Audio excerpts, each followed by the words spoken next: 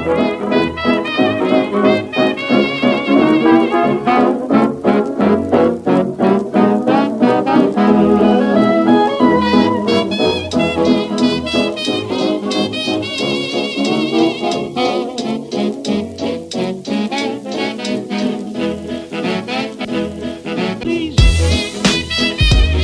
guys, what's going on? KP here, back with another episode of the KP Podcast. Thank you very much for tuning in.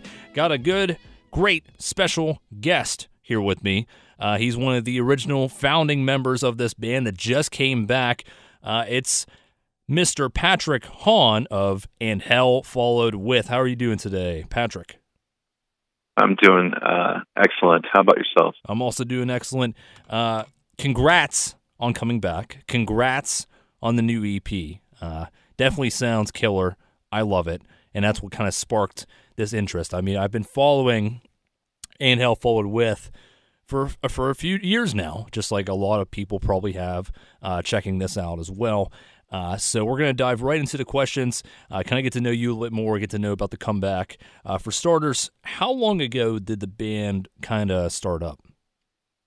So the band formed officially in 2007. That's when me, Kyle, and Nick, and a few other members from the first lineup first got together. Okay, and what was the, I don't want to say, mood of that era? Because obviously 2007 to 2019 is a totally different everything, demographic, recording style, everything. Take me back to that time. Tell us about the writing process behind your 2008 album, Domain. Oh, well, actually, a lot of the songs were written separately. Like, Kyle had his own songs. I had my own songs.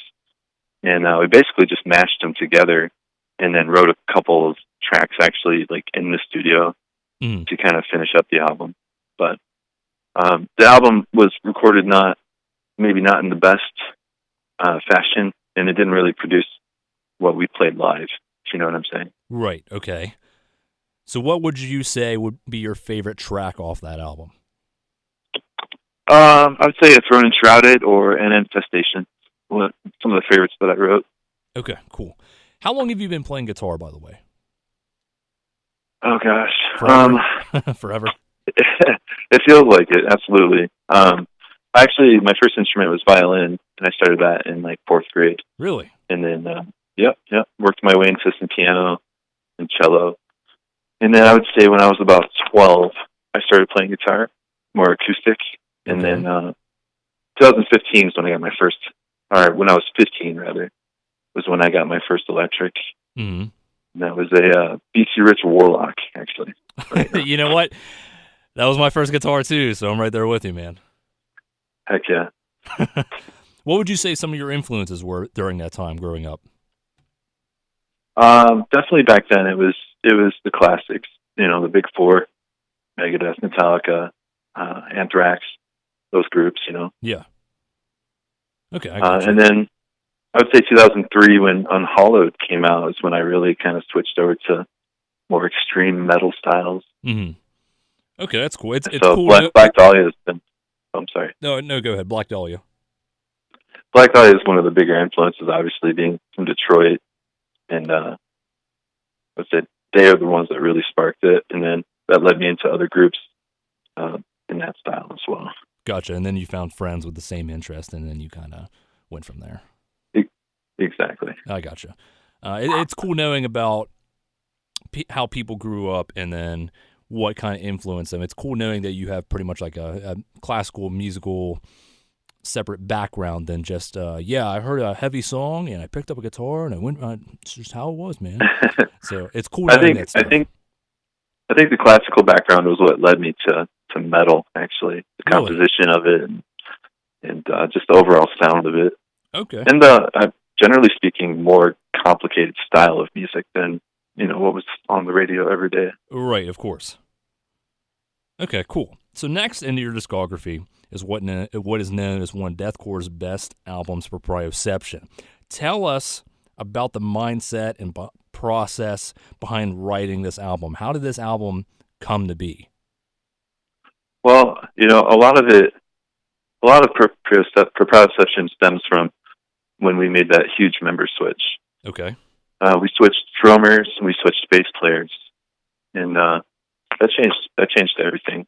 So the process of writing with the different types of members or different members kind of changed everything. So we brought Billy in, and then within 2 months or so, we had Dead World Reclamation and Corners written, and we released those. And before we knew it, Eric was hitting us up, and we were signed. So from there, we had more of a focus writing the music together, and producing better overall music, in my opinion. Right, and it definitely, you could tell the difference in writing and the difference in production quality between the first album and the second album. Not knacking on the first album, but you could definitely tell there was a difference. And I think that's where a lot of people kind of heard about and Hell Followed With and got into you guys. So as a fan, love that album. After that release, what really happened with the band? I mean, you got signed, but then what? So shortly before we released Proprioception, Nick quit. So that threw a big wrench into the works. Now, who was Nick? Who was Nick for people listening that don't know? Nick was the original vocalist. Okay. So when he quit, that kind of messed everything up for us. We grabbed the fill-in guy right away, right before we went to Europe, and then a bunch of bad stuff happened in Europe, including a bus crash, and that kind of just put a bad vibe on everything, I gotcha. And then shortly after that, we broke up. Of course, we did that 2012 reunion, and that was a great show. Okay, well, tell us about the 2012 reunion. Basically, the promoter got a hold of us, asked if we wanted to do one last show, and it was just a great opportunity for us to all get back together as friends and kind of go out on our own accord, Okay, yeah, that makes sense. And have you guys really been in touch after Nick left before the 2012 reunion, or was that kind of like a big, it's been a while, nice to see you kind of thing? So Billy the drummer, Andrew the bass player, and I actually lived together for a long time after. Oh, wow. Nice. Yeah, and we wrote quite a bit of music together, but ultimately never got released. So okay, it's just kind of the way things go when you get out of the scene, and you start working and focusing more on everyday life, Right. Which happens to all of us. It does, unfortunately. Right. What did you do all these years before the comeback? So currently I'm an assistant manager for Walmart. So I have kind of built a career in retail management. Just naturally kind of fell into it, and that started taking over my life. It made it more difficult to do anything with music. Of course. But yeah, I've just been working a ton, trying to better my life and everything. But recently felt that urge to kind of just to do it again, Okay, so what sparked the idea behind the comeback? Obviously, you'll probably pick up the guitar here and there and play some riffs. What was the defining moment that you were like, you know what, it's time? I think it was the rise in the fans. We were never nearly as big as we are now back in the day. Mm-hmm. So seeing the fans constantly ask for it, seeing them, just the overall presence in fans for the band kind of made me feel like I needed to do it, Gotcha. So when you had that idea, who's really in the band now? Why all these new members? Why not any originals or maybe mid-tier members? Something like that. So originally I asked Nick and Kyle, the other two originals from Domain, to do it with me. But, they've all kind of moved past in life and they're doing their own thing. Nick doesn't really like the genre anymore. He's doing his own kind of more grindy noise metal kind of stuff. Oh, okay. And Kyle has actually moved on. He's a producer for a local news station, so he's very busy with that. Right. And so they said no, and I brought it up saying I wanted to release new music, and they were both like, go ahead, do what you want to do. And it, for a moment there, I almost decided not to do it because they didn't want to do it, but at the same time, I felt like I needed to, and if anything, it would be at least one last effort to give the fans something. Whether it, anything came after that or not, I guess would depend on how well it did, Right. So who's in the band right now? So currently you've got Andrew Patterson from Luniform.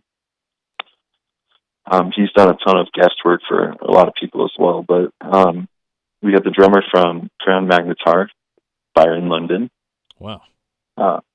Yep, he's a great drummer and a great addition to the band. We have the bass player, Nicholas from Aegean. So he's fantastic and also, a big fan of the band as well. And then a guy named Adrian wrote the solos for the EP. I wrote most of the leads, but he wrote the solos for him specifically. Okay, cool. I wouldn't say he's really known, but he's done a lot of good local band work, and it just felt like he fit perfectly, Right.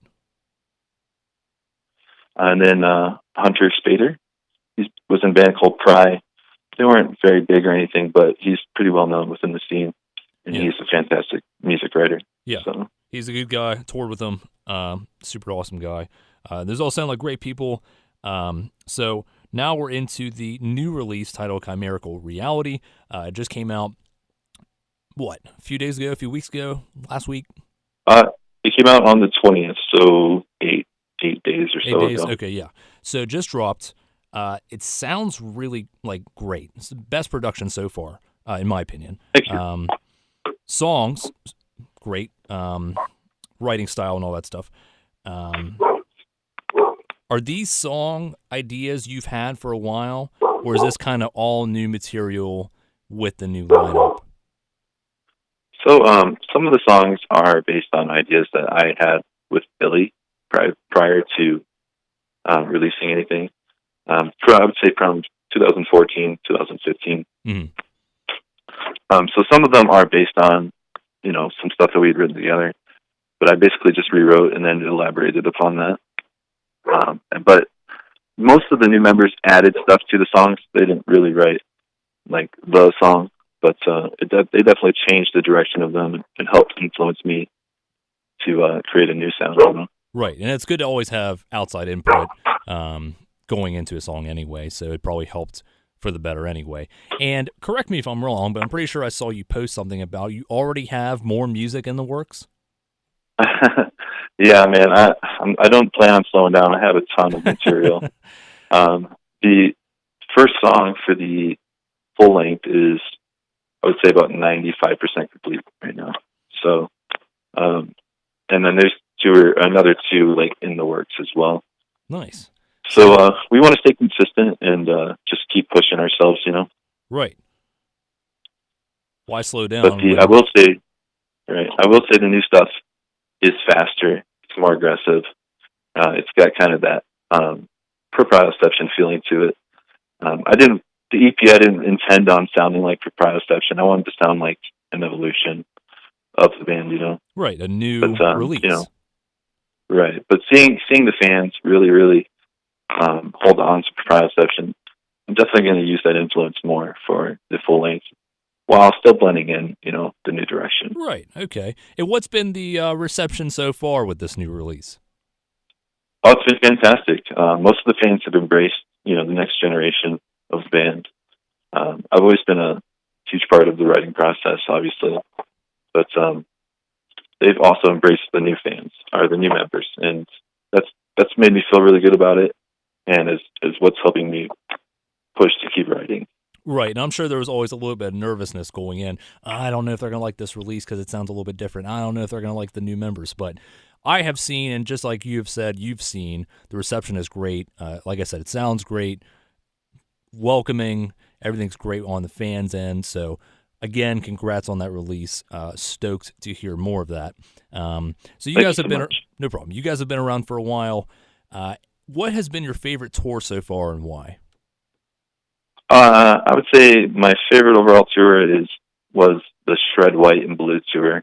It was us, Within the Ruins, Wretched, Knights of the Abyss, and I made some of my best friends on that tour, and met some people who aren't with us anymore, who were big parts of our life. And unfortunately, you don't get to see them as often as you want, but those relationships are, right, forever. What a lineup, though. That's a heavy ass lineup. It was classic, for sure. Right. What is next for And Hell Followed With? So we've got the October run coming up, and then next year we plan on doing a West Coast run, and potentially doing some festivals over the pond as well. So. And you already kind of dropped that you're working on a full length, so right. There's yeah, that. So I apologize. That's okay. Don't apologize. Everyone's more excited now.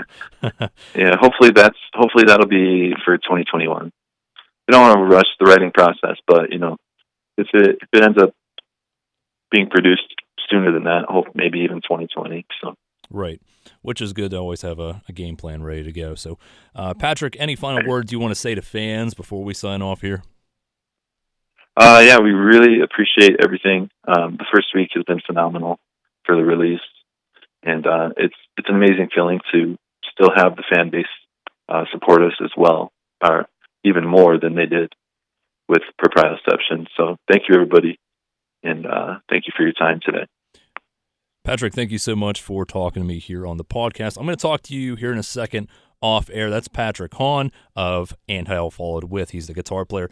They just released a new EP, so you got to check that out when you can. They're also about to head off on tour in October with Victims, Widowmaker, and Weeping Wound. They're headlining that tour, so check them out on social media. Make sure you pick up their new EP, get some merch, check out that tour when you get a chance. Thank you guys for checking out this podcast. I'm really happy I got to talk to Patrick, one of the original members from the band. So again, thank you, Patrick, for your time for that. More interviews coming eventually. Until then, we'll see you guys next time.